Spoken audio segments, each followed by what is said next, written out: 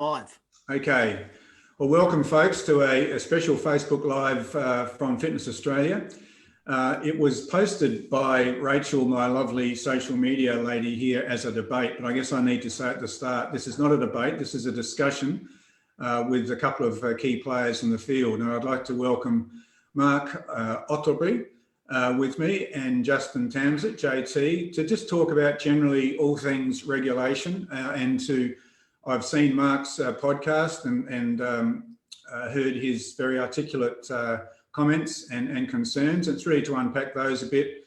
And JT has been active on our social media recently because there's been a few posts there which I think are probably either based on misinformation or whatever. But just before we start, I just want to get a little bit of a background to the survey which is currently live. And at the moment, we've had about 1,500, I'm told, by Latrobe Uni responses to date.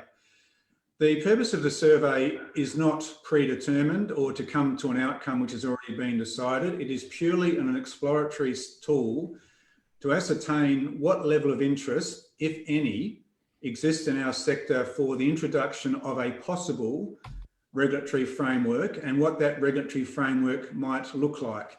Now, I'm being very careful in how I describe that because there is nothing which is preordained or predetermined. If the responses come back that the sector is not interested, that's the start and the finish of the whole exercise. If the responses come back and say, yes, we're interested, but we want to know more, then Fitness Australia will develop up a couple of models to put out for further consultation. But it's really going to be very much in the hands of our respondents and our membership base. So I want to make that very clear. There is no agenda here. There is no objective on behalf of myself or Fitness Australia or anybody else. Now, this first came to my attention back in March this year before COVID, and doesn't that seem a long time ago this year? It's just quite amazing, really. When I was attending a business session in Perth, and a question came from one of the people in the audience saying, why isn't this industry regulated? And I had to take that question on notice. And I said, look, I'm sorry, I don't understand the question. I don't understand what the intent of it is, but let me take that on notice. And then after a lot of further discussions with members, with non-members, it became clear that there was, I guess, an appetite for understanding or exploring the potential for this. We then pushed that to and fro at various other stakeholder meetings and at the board, and the board decided that now is the time to ascertain if there is an appetite there. And I guess the COVID-19 situation for me has really brought this home in the discussions that I've had and my staff have had with numerous Department of Health people, politicians, ministers, the ACCC, the new Chief Health Officer of Allied Health and so on, where the question of, well, okay, who regulates this industry? If you say that certain COVID safe protocols will be adhered to in a gym so we can get them back open again, who's going to enforce that? And so on and so on. It became patently clear that there were people out there asking some sort of questions about the industry. The other thing which became really clear, unfortunately, is the misperceptions and outdated views of what our sector is. And we've all heard these publicly, most recently coming out of Victoria and the Chief Health Officer repeating again and again, and echoed by the Premier down there, that gyms are high risk, they're dirty and all the rest of it. Now, we know that is not a true description of our gyms, but nevertheless, that is the model which is out there. That's the perception which is out there. So we have some problems. So the purpose of the survey is just to ascertain, is there something we should be considering about? If only we go down the path of some sort of regulatory model, who that regulator is will be determined by the consultation process. It may or may not be Fitness Australia. It may be a third party. It may be a government body. I don't know. If we go down this sort of path, the whole idea is not to add red tape to businesses or to actually prohibit them from to be able to grow their commercial business model. In fact, it's the reverse. It's actually to give confidence to consumers that they can come into a gym, they can go into a boot camp, they can use a personal trainer with some degree of oversight, knowing that that individual, that facility, that program is being monitored by an external party for quality, for standard adherence, for certification, and so on and so on. It's also designed to try and get us more closely aligned to allied health, because the other lesson we've learned very closely out of this COVID situation is that gyms have been the first to shut and the last to open because of these old perceptions that we are dealing with. I find it really quite ironic that a physiotherapist can run a rehab program out of a gym during all the lockdowns, which is, to me, looks very similar to a personal trainer running an exercise program with a client in a gym. One can do it because of allied health. One can't do it because they've been locked down. There's a couple of differences between that. A physiotherapist or whoever's running that rehab program has a different qualification, sure, but that profession is subject to regulation. We are not subject to regulation. Private health will fund certain programs because they know that regulation, there's an oversight. Insurance is, I'm told by our insurers at the moment, there's a large number of claims coming through for derelict or negligence in a gym. That's going to push our premiums up. They've told me similarly, if the industry was more regulated or came under some sort of quality control, the insurance that is more likely to come down, premiums and so on. Look, that's enough of me. I really want to sort of unpack what Mark's concerns are and hear Mark's views and hear JT's views. So Mark, perhaps you can, I mean, obviously I've seen your podcast and I'm sure quite a few of the viewers of this program today may have seen it as well, but perhaps you can, unpack some of your concerns. Sure. Well, firstly, thanks Barry. Thanks Fitness Australia for having us on and having such an open discussion and being forward thinking in this, and really appreciate it. So I do want to give some background and give some context, because I don't want to come across as a rogue cowboy, because nothing could be further than the truth. Behind us, what we have is actually the Fitness Australia Quality Accredited Business Award. You guys awarded us. We had a third-party independent people look at our business, and they said to us, they've never seen anything quite like the standard that we do at Enterprise Fitness. So we are certainly one for opening ourselves up to looking at our processes, improving and increasing and improving the standard of personal training for all. So with that, I just do want to get across that it's not that I am anti-standards, because that's certainly not the case. We absolutely need standards in this industry. What my concerns? Well, firstly, to start from the top, I think there's really two reasons why one would regulate an industry from what we've seen in previous industries. One is to protect the people inside of it, so protect the trainers and the workers inside. The second is to protect the people and the public from doing harm. So I think, the thing with regulation is, once we open this up to a governing body, whether it be Fitness Australia, who has knowledge of the fitness industry, or we invite a third-party government regulation, where does it stop? Where does the regulation begin? And what we are ultimately playing with and trading here is our freedoms and innovation. If we look at, let's say, chiropractors as an example, there are certain things that chiropractors can't do unrelated to chiropractic treatment, that if they do, let's say, post about a supplement or recommend something, their license will be in question. Now, the problem with that as it relates to the fitness industry is, when we do look at regulation, the industry is such a diverse industry. Let's just look at yoga versus a CrossFit. You could still classify yoga and CrossFit to the general consumer as fitness, right? But these two modalities of fitness couldn't be more further apart. So the minute we invite a regulatory body to say, okay, let's define fitness, we have put constraints in terms of what and how one can practice. Now, in that regulation process, I think we do need to look carefully at what is the question, what is the problem we solve.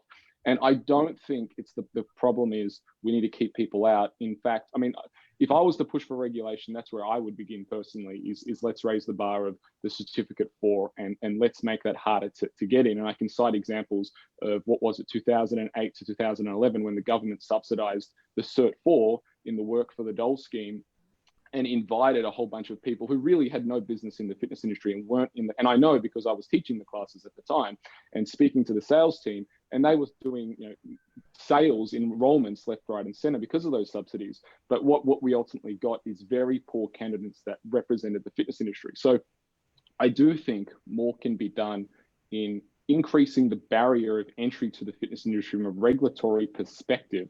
That I don't have a problem with, and I agree with. Barrier to entry from the get-go. is important. Second to that, protecting the people in it. I think, as you've outlined, Barry, where we have really come into this problem is recently with COVID-19. I mean, let's be frank here, right? If COVID didn't happen, would we be having this conversation, or would these areas be highlighted in the same degree? Maybe not, maybe, no one knows. So COVID has really highlighted a weak spot, but I would, just to attest to some of your thoughts, I personally think it's more, I mean, because we talk about exercise. Exercise was one of the reasons that you were allowed to leave your home. And I lived through it. I'm from Victoria. My gym was shut for 9 months. So I know more than anyone, you guys in New South Wales, my business lived through that. My employees lived through it. We've got a team of 18. So I know what it's like to be, looking after people and not making money. So in saying all of that, we need to very carefully distinguish the difference between public perception and what a Labor government or a government in power at the time has the agenda or doing, and their own beliefs that have been overlapped. So let's say, for example, in Melbourne, we had Brett Sutton say all gyms, and Daniel Andrews come to the conclusion that simply all gyms are unsafe because it's indoors and it's 20 times more likely. Whereas other areas of the world, in Canada, Montreal specifically, gyms were the last to close and first to open, them also being unregulated. So is it the function of regulation? Because are we talking specifically about regulation here, and what function does regulation have? And even in that, if we did have regulation, what is the guarantee that this wouldn't happen again? Sure, we could have someone like Fitness Australia go to bat for us and put more of a case forward and say, these are the things that we're enabling fitness professionals to do. And that may get us over the line. But at the end of the day, if a Labor government has an agenda or has a certain view about or political thing that I want to get across and think this is the best way forward, I don't think exercise, again, fitness being the way, the 20 people capacity, training outdoors, all that kind of stuff. And then one could argue also that the Labor government did give a concession to personal trainers in the fitness industry in saying that, well, you guys actually can practice under the proviso that it's outdoors. So this is where I think if we invite a government agency of any sort, we have to tread on very careful waters, simply because it is such a diverse industry. And again, comparing a CrossFit class to a yoga or bodybuilding, martial arts, martial arts is a complete wild card. Where does that fall? I mean, that can be technically classified as fitness, punching someone in the face, compared to bodybuilding. So they're my initial thoughts to kind of answer that question. But yeah, I'll hand it over to you guys. Right, just a couple of quick responses to your comments, Mark, and I don't disagree with any of those. But there's two ways you can go with a regulatory model. You can go to the government and say the industry wants to be regulated, please regulate us, and they will give you a regulatory model. Or you can develop a regulatory, and the whole word regulatory has got a negative perception. I'll keep using it, but I'm actually thinking more of a governance. But you can develop a regulatory model within the industry that the industry actually self-develops. And then you go to a government and say, this has got the back of the industry, we would like you to mandate this. So there's two different ways you would go about it. I would never encourage anybody to go and say to the government, please regulate us, because you run the risk that you get a model that's picked up from somewhere else and imposed on you with all the restrictions and stuff you're talking about. The issues that you were raising with the Labor government down there, and you would know much more about the Labor government in Victoria than I do because you're down there, some of those can be addressed if there is actually a more stronger governance model in place. The fact that allied health was treated quite differently to exercise, I think, is a case in point.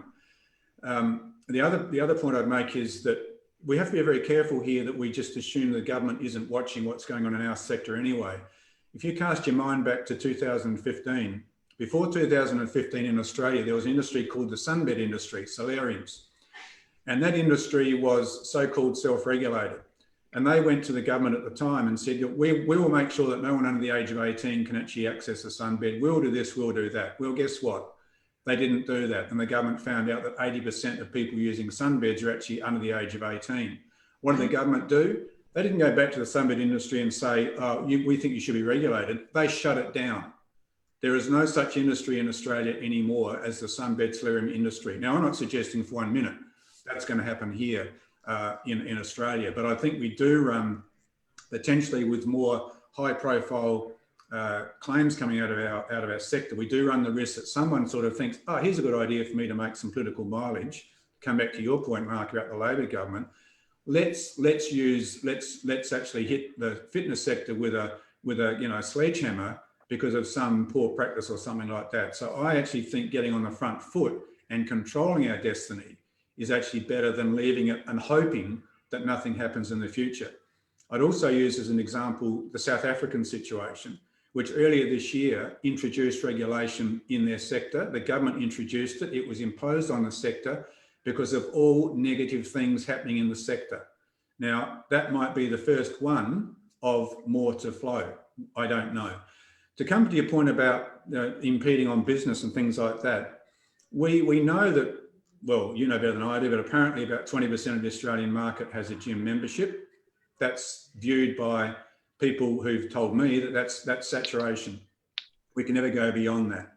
If you want to get beyond 20%, one way of encouraging more people to join a gym and to come back to a gym after a COVID or come back to a gym after any other thing, you've got to give those people reassurance. And if they know, and I applaud you for that certificate sitting behind you then, because you actually are in the vanguard of the whole sector in Australia. I would love to be able to mandate what you've got there, but that's another talk for another day. But I would hope that you promote that accreditation, because you actually have become almost by default through accreditation under a quasi regulatory model. You've been prepared to put yourself out there and be assessed by a third party. That is exactly the same as early childhood that I was involved with 10 years ago. All childcare centres are now regulated, but they don't say regulated. They are accredited and they are assessed on a tier, whether they meet the standards, improving, so on and so on. And the accreditation stroke regulation in early childhood is actually an enabling tool to bring people up to standard, increase their professionalism. And do you think those early childhood centres market their accreditation? Absolutely they do. And they get more parents coming into it. But anyway, JT, your two bobs worth, mate. Barry, whoever's telling you that we're at saturation at 20%, I don't know what drugs they're smoking, but they need to get a new dealer, because quite seriously, we are not even close to tipping the iceberg of changing the health of our nation at 20% of people exercising in our clubs. I totally agree. We have so much more growth and potential that it's just ridiculous to even consider that. Mate, I think couple of things that I think is really important. One is the language that we use, and I've liked Mark using words standards. I like you using accreditation there. I think the word, as you've identified, regulation is quite scary for people, and therefore they leap to something that is completely untrue, and the perception around regulation. But we've got to work on what our language looks like moving forward. But for me, I think one of the biggest issues that clouds what we're talking about here is there is accreditation of fitness instructors who then become registered with whatever body. But then there's clubs, and clubs meet standards like the one that Mark has got over his shoulder. And I think one of the biggest things that I would be saying both to Fitness Australia and for the industry to cool their jets on is, let's be really clear on what we're regulating. Are we regulating what qualifications or accreditation or training you need to work in the industry? Or are we regulating how we run a business? They are two very different things. And I feel at the moment that many of the people that are criticising Fitness Australia are criticising Fitness Australia from the perspective of the regulation of staffing, not the regulation of how we run gyms. And it gets cloudy, and that's what gets people passionate, understand, and I'm probably passionate at the moment as well. So I would like to see, in a sense, Fitness Australia get really clear with everybody and say, what exactly are we looking at regulating? Is it this or is it this? Because they're both very different. However, the staffing will impact how a government may see our business, But that's another issue. So let's say we're going to focus on the standards or the regulation of gyms so that governments look at us and go, huh, you are a good facility. You tick all these boxes, which may mean you have an accredited person that works for you. That's okay. But we can work on that sort of those standards. And my gut tells me that the government are more interested in knowing that we meet a level of standard in service delivery than probably even the qualifications. The qualifications of our staff is a secondary thing potentially in their eyes for us to get NDIS or health insurance approval or whatever that may be. But from a government perspective, I think they're going to be looking at us going, what are your minimum standards? Are you meeting them? Yes, you are. Great. You got a tick. They would be my initial thoughts. Yeah, and that's the early childhood accreditation model almost to a TJT. Mark, what drove you? What was the motivation to go for accreditation? Just before, I just wanted to address one thing because we keep saying that the fitness industry is unregulated, and you talked about terms, JT, but the thing is, it's not unregulated; it's self-regulated. Self-regulated is a form of regulation, and in the way the fitness industry is regulated, it's a little bit of a survival of the fittest and consumer demand. So when we look at consumer demand, what does the client want? So you gave a great example on a podcast, Barry, about how you go to a gym and the gym, didn't put up the posters about COVID safety and hand washing. To me, I look at that and I go, well, that's a bad operator, right? Like, I want my members to feel safe because ultimately I want my members to spend money with me, and I want to be in business tomorrow.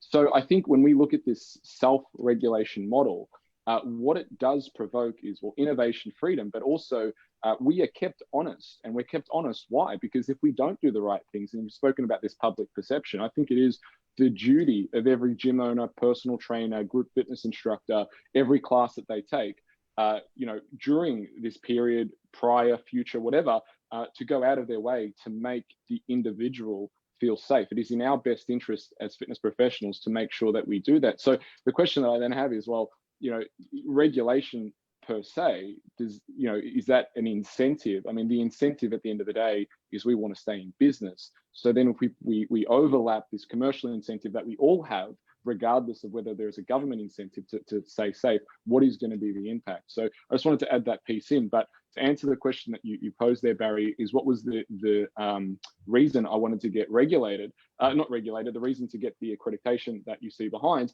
is, well, I believe in playing. I don't want to play in a small pond, right? I want to play in the biggest pond that I can find. We'll play in the ocean with sharks. I'm always about testing my abilities. I say I'm the best. I say our gym is representative of the standards. We've trained over 267 athletes to win first place. I've trained world champions, Olympians, you name it. And we have, a great clientele. And we really talk about being the standard of personal training in Australia. Now, I can't say that unless I, compete and compare myself and champion that against something. And when you guys offered that, I thought, well, okay, I want to make sure that we are doing everything to uphold that standard. Otherwise, we're not living, we're not breathing. And whether it's in training, whether it's in nutrition, in life in general, for me, I suppose one of my big things is, test yourself, challenge, go after that challenge, and raise to the standard that someone else has given to see what you're made of, if that makes sense. Yeah. So, as I said before, the regulation in early childhood is called accreditation. That's what it's called, and it's partly because I think, and as I said before, it's an enabling situation. So, Mark, would you, if we sort of got rid of the word, let's just get regulation as a term out, because as JT said, it does have negative connotations, and I think you articulated those very well in your podcast as well, and you've done so again today. If we sort of said that there should be accreditation in our sector, now that could be voluntary where people opt in or whatever, but there should be maybe a minimum standard of accreditation. What would you have the same views? Well, I think if if you had an accreditation where it became optional and then went after the spirit of the free market, is for me what I want to preserve. The spirit where we're all able to compete and go into competition with each other and find out who actually is the best. So what that basically means is, let's say there's two gyms. One gym says, I'm going to get accredited. Other gym says, I'm not going to get accredited. To the consumer, they look at that and they say, well, that gym's accredited, that gym's not. I'm signing up there, all things considered being equal. I think that's a great model, because then that forces the gym that's not getting accredited to either get with the program or to fall by the wayside. And that is only good for everyone involved if it's this. And I think this spirit of competition or cooperative competition between businesses in the community, where that's where the consumer, I think, is going to win and win big, is when us as business owners and operators competing for the consumer dollar. I think we should all be competing for the consumer dollar, really, but competing in a way that only delights the customer further to spend money with us in terms of getting their goals. So, if it was a model where it was optional, people could then pick, but then the consumer benefit is direct. I think that would be a winner, because then the ones that don't want to operate, they see themselves out, really, at the end of the day. So I don't want to verbal you here, but I think you're saying if we raise the tide, the boats will choose to float or sink. Pretty much. Yeah. Okay. So maybe, JT, to come back to your point, the use of regulation is a impediment straight away because of the people's perceptions of that word. Whereas if we sort of know, we're talking about accreditation here, and whether it be, and I think Mark hit it on the head there. If it's voluntary and opt-in, and you could come in at different levels, so if I just bear with me for a minute, in the early childhood, you have working towards. So there's a standard, and we would come and look at your gym, or not, well, someone would come and look at your gym, a third party, as it was the case with Mark, and they'd say, look, you're almost there, you're not quite there. Here's a quality improvement program. If you get there, then but at the moment you are categorised as working towards. Then you get meeting. So a centre will meet the standards, and those standards will be determined by the industry or Fitness Australia or whatever. And then you have exceeding. Now, this is where Mark is, because he has actually, by definition, demonstrated that his service is exceeding standards. So in an early childhood, you have those three categories. There's another one which an early childhood centre can apply for, and you pay for it. The other three are all free, and that's called excellent. And if you get rated excellent, that is like the creme de la creme of, and all those services that are classified as exceeding or excellent, you drive past the early childhood centre and it's front and centre. On the enrolment form, it's front and centre and all that sort of gear. So that type of model of accreditation, which in my thinking is a version of regulation, but it's a more empowering, enabling one, sounds like it may have some traction. Well, I'm assuming, I'm assuming, Barry, that with that excellent level, you still have to have reached the premium level. You can't buy accreditation. No. And I think that is a key factor, because some of the businesses that Mark was talking about are funneling cash through the business. And if all of a sudden they can go, oh, well, I'll just pay $10,000 and I'll become excellent, but I'm still a spit and sawdust gym. No. Then that completely erodes what we're saying. Well, the other thing you've got is the operator has an actual consumer benefit to doing the program. The consumer benefit is that, well, if I do this program, I'm gonna whether they classify it as a marketing expense or whatever it is, it's in their best interest. And I mean, I think if you look at how incentives work, the incentive then is to make sure that this accreditation that you put forward is seen by the consumer as something that is very special and sought after. And that's where you want to train. You want to train. So there is a direct consumer benefit, both for the client and for the operator, to go after that accreditation, because that's only going to benefit them in the eyes of the public. So I think if the programs like that, and then those programs are linked to private healthcare and these kind of things, I think it's a very strong deal that operators then have. So Mark, just you'd be aware, because you are accredited, that you get cheaper public liability insurance because of that accreditation. You're assessed at a lower risk. And similarly, the AusReps who are going through the accreditation program will get lower PL as public liability insurance as well, because they're assessed at a lower risk. So you've also then got, by definition, a commercial incentive to go ahead, because your operating costs sort of become less. There's one other aspect, and it comes back to JT's question: can you buy an excellent rating? The 3 levels of working towards meeting, exceeding, you can appeal the rating. So if Mark, if you were a judge as a meeting and you thought that was an unfair assessment, you can appeal that. That goes out to a third party. They adjudge, and you might get your rating changed. The excellent is not subject to appeal. The ruling is, that's it, and you cannot go again for another 2 years. So there is actually a hierarchy there. There's an incentive to increase, etc. Barrie, I think Amanda Brax has asked a really good question. She said, well, how would a yoga studio reach that premium or that excellent standard?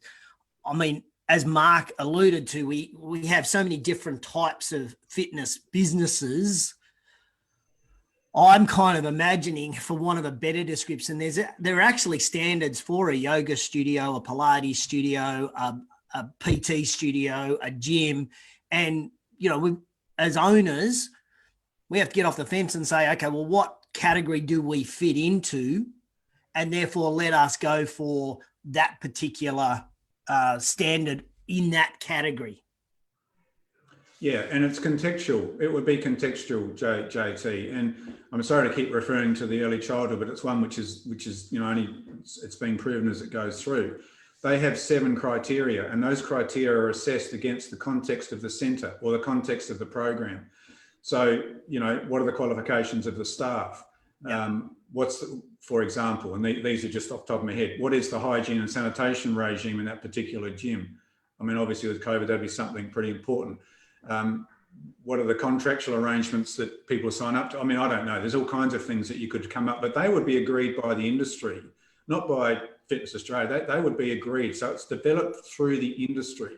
It's basically you're checklisting best business practices to run a business. Here's what we want. Tick the boxes, and you are either working towards it, you've got it, or you've exceeded it like Mark has, and therefore you can then go for excellence.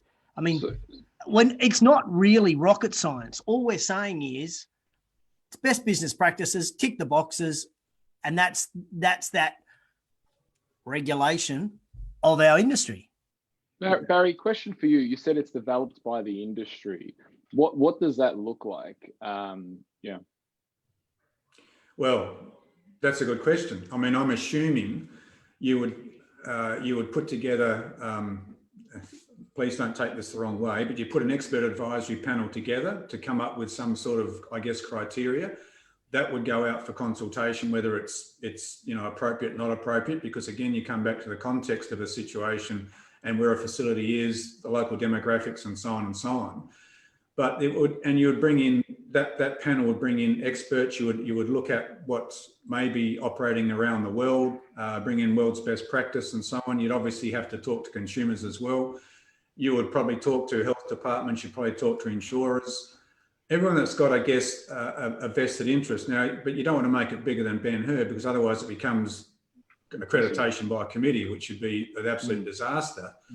So it would have to be filtered through a process and then taken back out again for consultation, because some of the people that have contacted me since the survey went out, they said, look, we support this, and it reflects and echoes your comments, Mark, but we don't want a situation which inhibits our business growth, or inhibits innovation and so on, inhibits new programs or people pushing boundaries. And I don't mean pushing boundaries in terms of danger, but actually doing creative and entrepreneurial type things. And that's the last thing we want to do, because we know our sector is evolving on a daily basis, as we've seen through the COVID thing. I mean, I'm open to suggestion there. I don't think the answer to that question sits with any individual or any individual body. It's got to come from a collective wisdom. Yes, and one of the concerns that I see when this was brought up is if you look at APRA, for example, in the chiropractic model, I know chiros are inhibited to charge in certain packages. So I think I've got a few chiro clients that we train, and they tell me that that they're not allowed to charge for X amount, like say 12 weeks at a time. They can't get the payment up front; it has to be sessional. And for example, when you look at something like personal training or a gym membership, people are paying a gym membership yearly. Some people are buying 12 weeks, 100 packs of session, 50 packs of session, this kind of thing to lock in those sessional times. Now, one of the concerns, I suppose, from a commercial perspective is that regulatory body then doesn't have insider knowledge of actually the functionality of the industry, and then says something like, well, it's not ethical to charge upfront for a service you haven't given yet. And then there are many businesses that are going to suffer because they rely on, getting the client to commit. And part of that commitment is going on a direct debit weekly or charging upfront. Likewise, if you look at the way personal trainers operate, and I've only ever been a personal trainer. I've been a personal trainer since 2006, and I've seen every model that you could probably imagine and probably worked under it as well.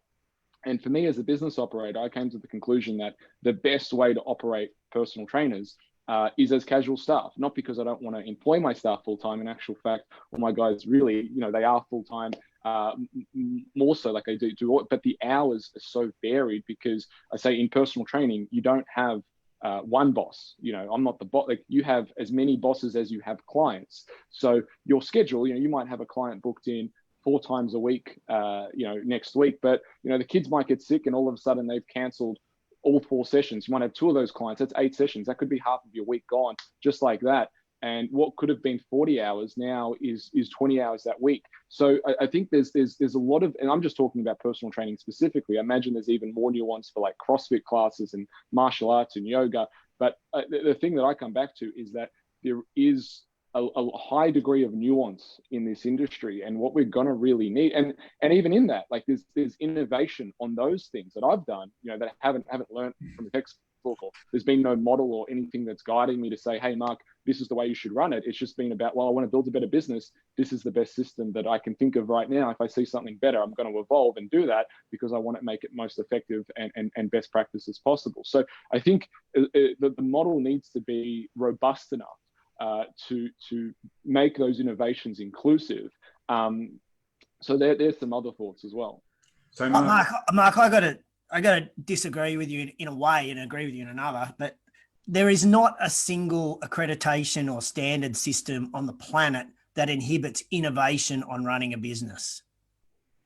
And I don't think Fitness Australia or any other body in Australia would be trying to put together standards or regulations that would inhibit innovation.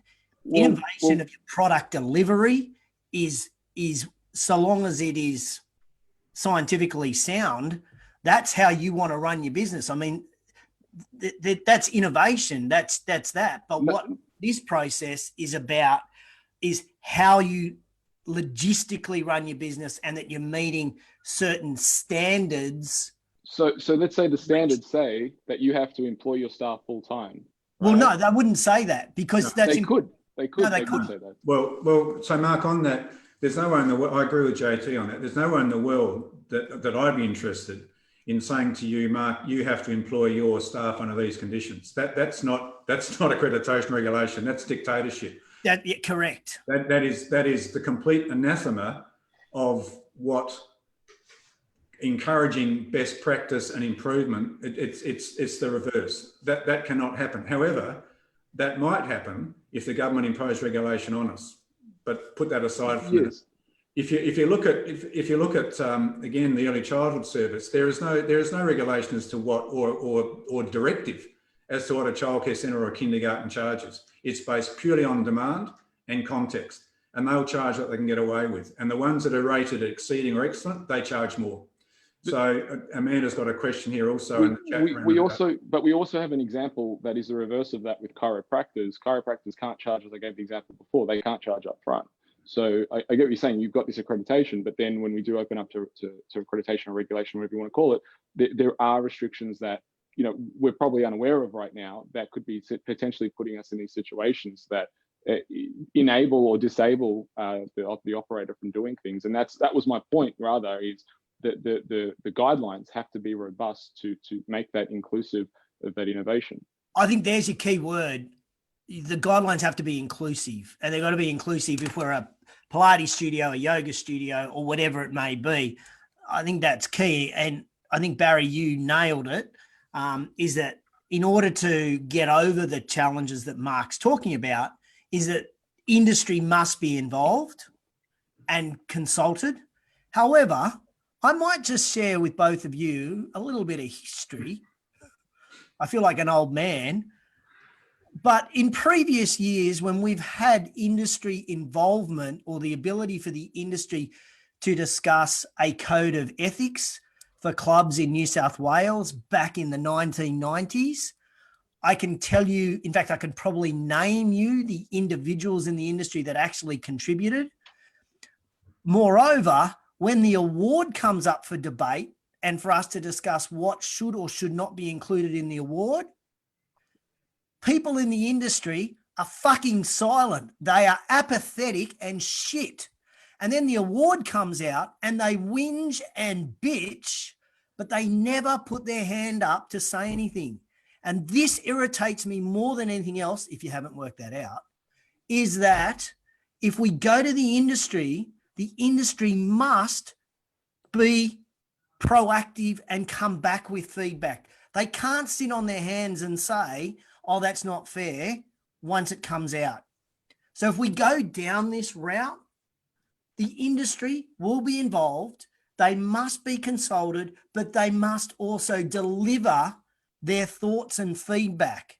Because if they don't, they've got no right to whinge or complain. Sorry, I went on a bit of a rant. Yeah, it's almost Christmas. You're giving us a sermon, JT. I tell you what. Well, I mean, it's one thing to say that, but like not all, I suppose, paths of feedback are necessarily always equal, and sometimes feedback isn't always heard. Like it's kind of a rough road. Like, yes, industry has to be involved, but like I imagine that you've got the board of Fitness Australia, and the board of Fitness Australia obviously represent different interests, as they should, and it should be a diverse board of representative of fitness, so equal parties in different versions of what needs to happen can be heard. So when we say, well, we get the industry involved, I suppose the question is, what does that look like? Is it a survey? Is it a tally? People bitching and moaning and that kind of stuff about a decision. I think, again, like when we come back to the accreditation, people are going to bitch and moan regardless, right? Like, no matter what you do, people are going to bitch and moan.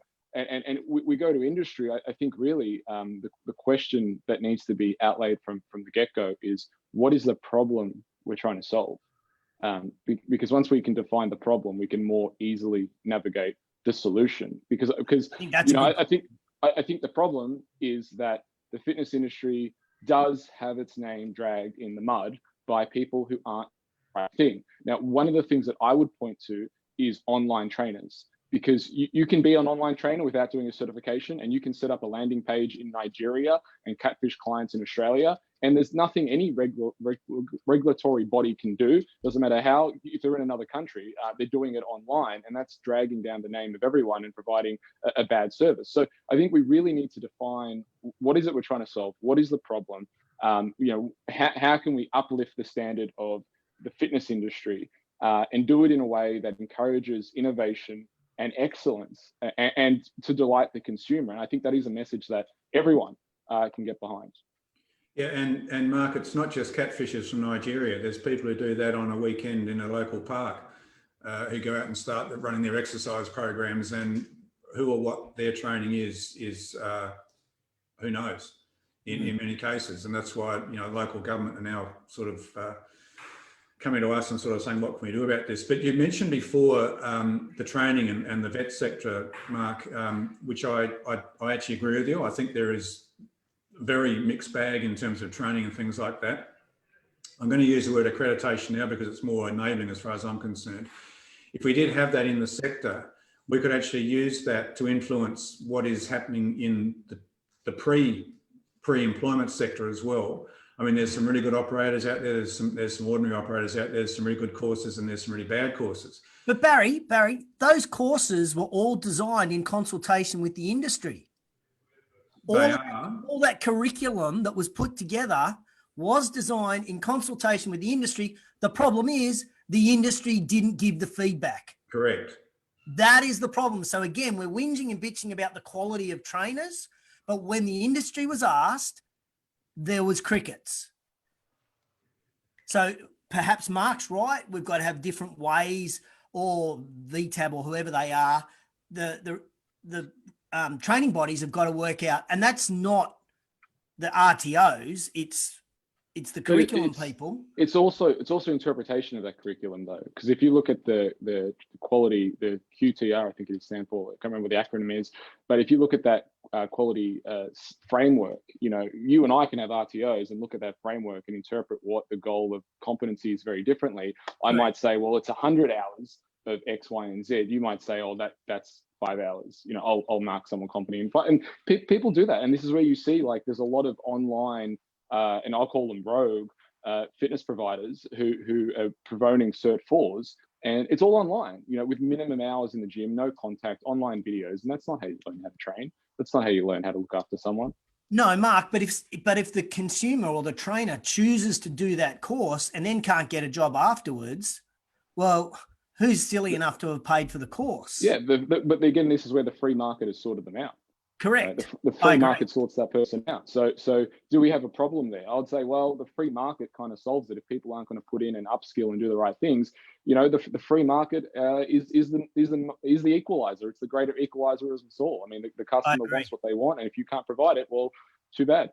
Yeah, no, I agree with that 100%. Yeah, the free market does sort it out, I agree, but that sorting out process does open up an opportunity for damage to be done to a potential consumer while the other part of the equation is being sorted. Amanda's also got another question here, which talks about if we hire more skilled people, wages will rise to compensate price models or need to rise to absorb this. That's an astute question, Amanda, because yes, if you're going to hire more qualified or higher skilled people, you can assume they're going to ask for higher wages, and whether they, you know, and they'll probably, again, market forces to some degree will determine this. So you, in terms of the early childhood sector, I know I keep referring back to this, it's only because that's my area of, I guess, knowledge and expertise. The prices would reflect the cost of running that service. And I do hear from some other people in the fitness industry that real prices haven't gone up in the fitness industry for some time, the cost of a gym membership. And maybe part of that is a reflection of the issues we're discussing now. And I would hope that a service like Mark's, which is accredited, can actually charge a premium for that, because they put themselves out there and be prepared to be held accountable to an independent body. And if I was Mark, and I'm sure, I don't know how Mark is doing this, but I'd be promoting that very much through my networks. And if I was an accredited AusRep, that'd be the first thing I'll put on my CV.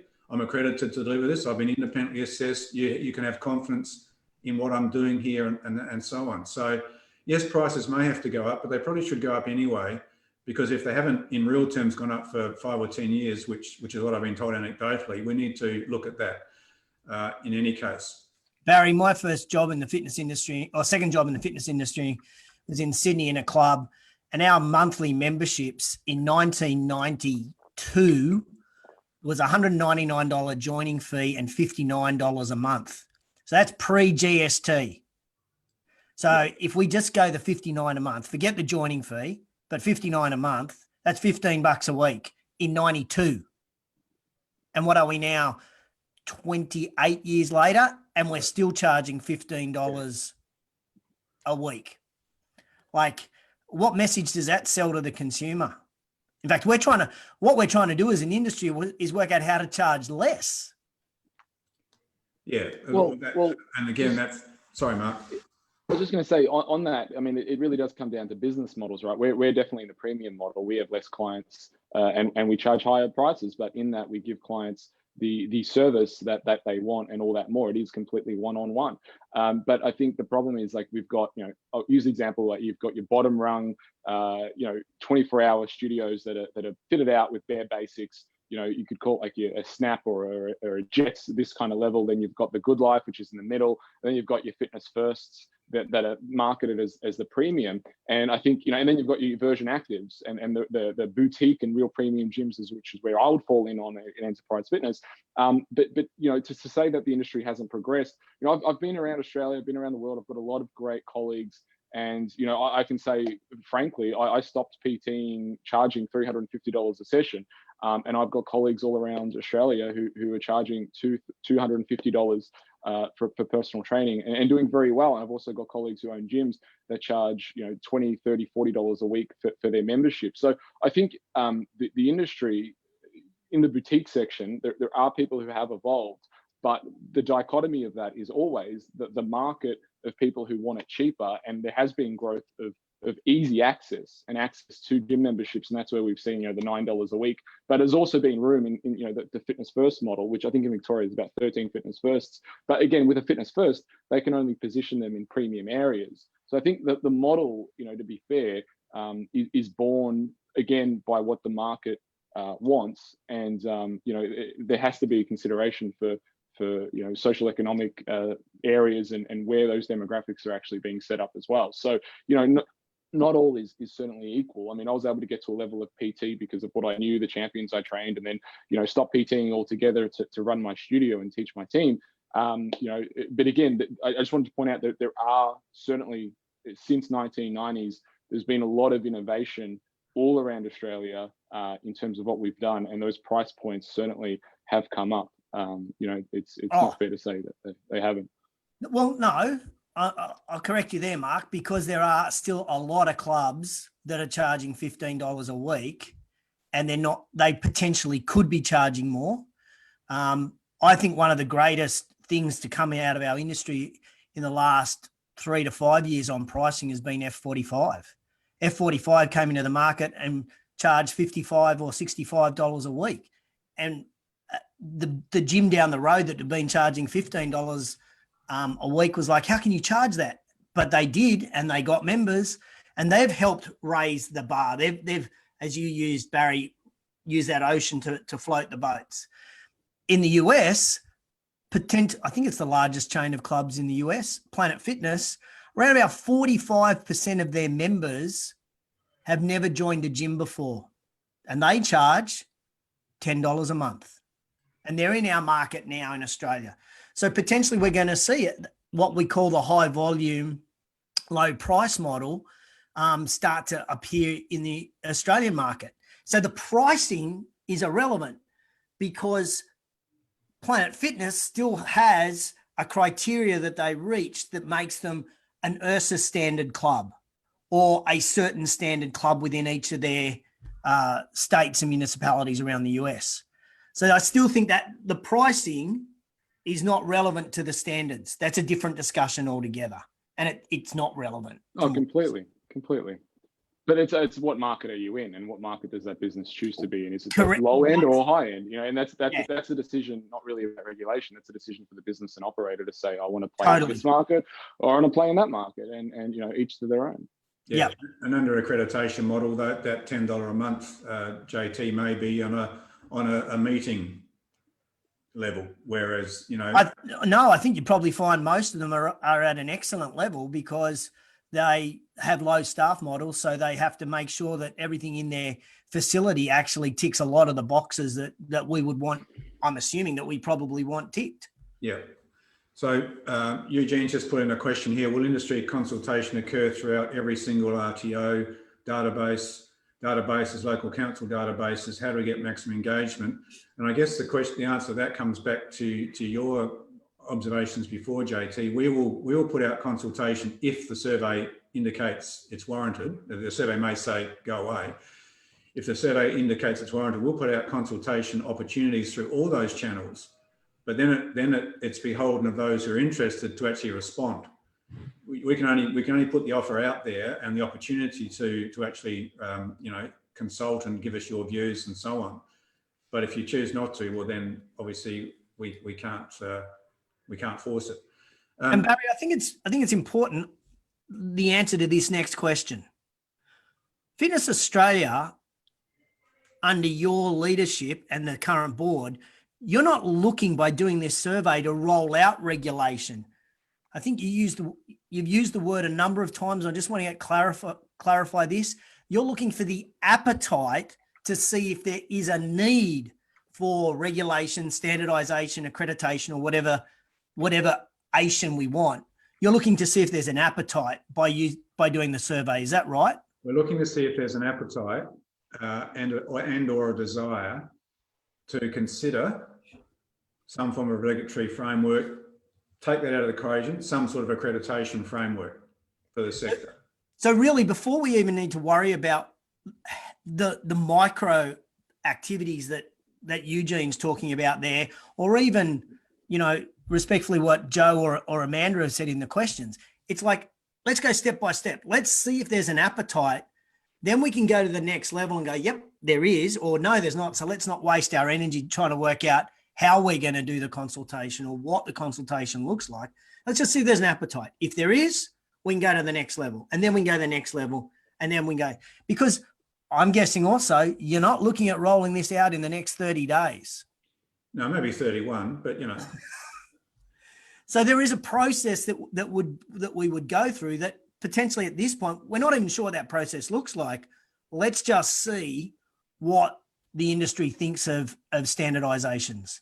Yeah, it's really just an exploratory exercise. And as you quite correctly said, if the responses come back, no, we're not really interested, we're not going to do this. But I'd have to assume that with the 1,500 responses we've got so far, and I honestly don't know what they've said because they're all going through to La Trobe Uni. I would assume, given research I've done in postgraduate study, etc., that people that actually take the time to respond have probably got, their answer is probably going to be, yes, can we have a look at this? I would anticipate. I could be totally wrong, but that's what I'm thinking. Most people wouldn't respond to say no, is what I guess what I'm saying. They might respond and say, yeah, I'm interested. Tell me more.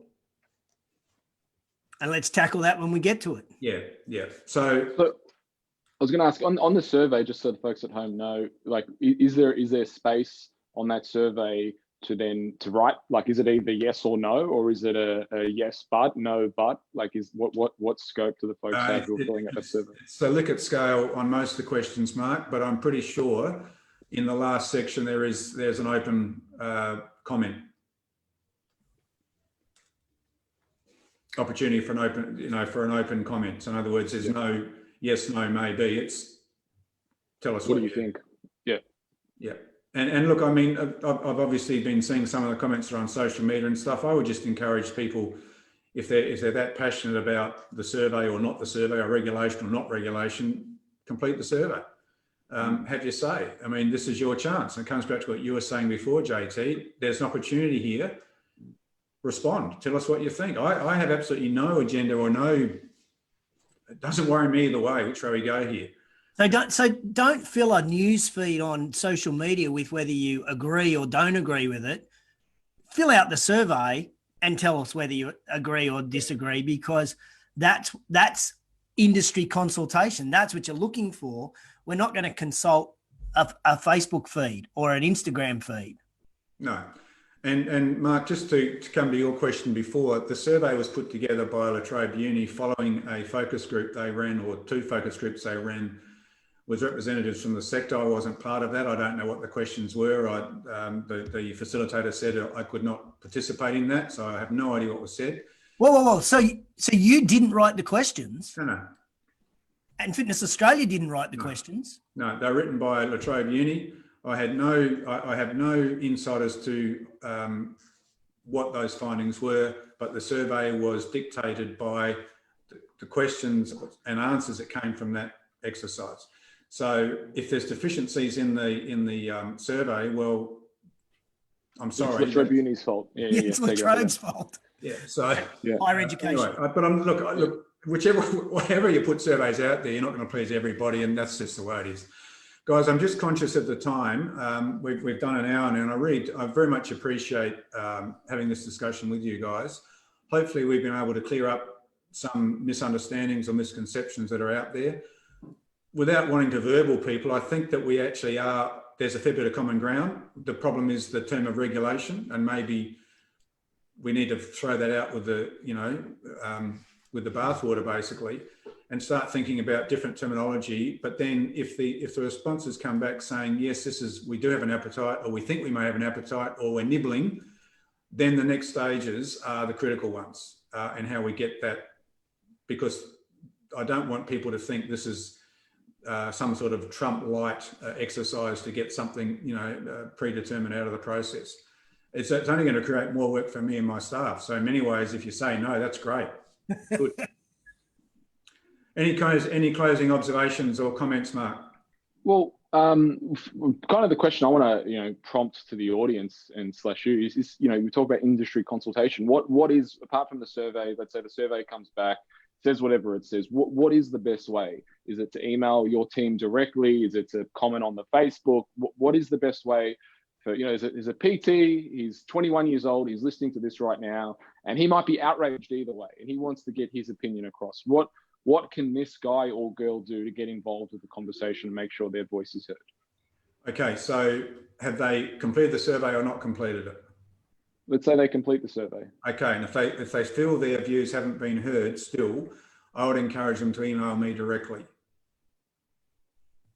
Yep, and how can they find you? What's the it's Barrie, BARRIE .Elvish @fitness.org.au. It should be, we can probably get that posted up on the chat after we've finished, if not straight away, Rachel.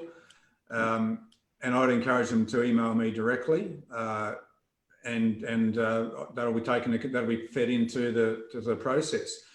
The next stage, Mark, I think is more important. Assuming we get some sort of appetite out there, then the next stage is, and how the channels for that consultation are probably critical, and it comes back to Eugene's question. I'm not a big fan of consultation through Facebook, because what tends to happen is people get bullied out of making a comment through fear of being, ostracized, chastised, whatever it is. And I don't think that's what the comments you get through Facebook are not necessarily reflective of the majority of views, and that's just the way it is these days. So, but yes, absolutely. Surely there'd be town hall meetings all around the country where you come face to face. Here's what we're thinking about, or here's the blank sheet. What are you thinking about? What would you like? You as an industry said you wanted some regulations or some standards for us to meet. Let's get them on the board, and we'll take them away, and we'll do that in 25 cities around the country, and then chuck that in, pull it out, and come back with 20 recommendations, and we've got to get that down to 10. Yeah, and so that's where we started from. This whole thing started from exactly that town hall meeting in Perth back in early March this year. We'll do around the country face to face. We'll do every possible way we can, and I'm not talking about just the main capital cities. We'll get out to the centres, particularly the larger regional ones, to get face-to-face meetings. There'll be a whole range of communication channels. But if you've got any ideas, because I live in a cave and I go home after work, so if there's other ideas out there that you think we can use, shoot them through to me. But we want this to be far and wide so that people do feel they have the opportunity to contribute, because it's your sector. This is all designed about making your sector more successful and getting more people more active. That's what it's all about. That's a really interesting point you make there, Barrie. It is our sector, and we pay you to do what we want you to do. You're not telling us what to do. No. And I think I think sometimes we forget that as an industry, we have representatives, people that I speak to, and Mark, you mentioned about that young personal trainer. If he feels too intimidated to email Barrie, he picks up the phone or sends an email to Jen Dugard or Chantel Broderick, who are on the board, who are they're direct representatives of the Oz reps people in Australia. So they can have conversations with them to air their grievances, their dirty laundry, the things that they think are going great in the industry. And then that can be reported back at a board level as well. So there's plenty of avenues for our industry to actually have consultation now. So I think the take-home message basically is, if you're listening to this, if you've seen the survey, if you're just going to, be a keyboard warrior, now is not the time to do that. Now is the time to get into the survey, be active, email Barrie, email Fitness Australia, actually get involved. Don't just let it happen. Regardless of what your thoughts are, let them be heard. Let the industry vote. I've dealt with Fitness Australia, and I can say from first-hand experience, a very reasonable organisation that do listen to feedback. And I'm not here or there in terms of anyone's camp. I'm not going to piss in your pocket and just say things. That's certainly, but the feedback I've had from Fitness Australia, has always been met with, and this podcast that we're doing right now is a good example of that. That you welcome the discussion. It's not just a brick wall that you're talking to. So my closing thoughts are I'm all about raising the standard of personal training in the fitness industry worldwide. That's what I want to see happen. I want to see a better industry. I want to see personal trainers get the same respect as physiotherapists and allied health. And I'm not crazy about regulation at all, and I don't think that's, but accreditation, I think that could be something that we could definitely explore. But certainly, if you have an opinion, let it be heard, and let's raise the standard of this industry together, and fight for one, and fight the good fight. JT, any final observations? I think I loved what Mark just said then. I thought that was terrific. I just keep saying, if you want to have a say, have a say. At the moment, there's the avenue to have a say in this particular discussion point, and that's the survey. Again, I want to come back to you, Barry, and I really want to get clarity around the standards are around how we operate a business, not necessarily the registration process or the curriculum of personal trainers. That could be built into this, but at the moment we're just trying to see if the industry wants a bar that we have to jump over to open a gym, studio, yoga studio, CrossFit box, whatever the case may be. Let's just see if people are interested. Yep. Okay. Thanks, Mark. Thanks, JT. Appreciate your time. If I don't speak to you before Christmas, please have a safe Christmas with you and your loved ones and family. And next year, let's really hope, fingers crossed, we don't have a repeat of 2020. Let's hope we have something a little bit more positive, and we can get back to what we do best, which is getting people fit and healthy. Thanks so much for your time. Thanks, mate. Barry.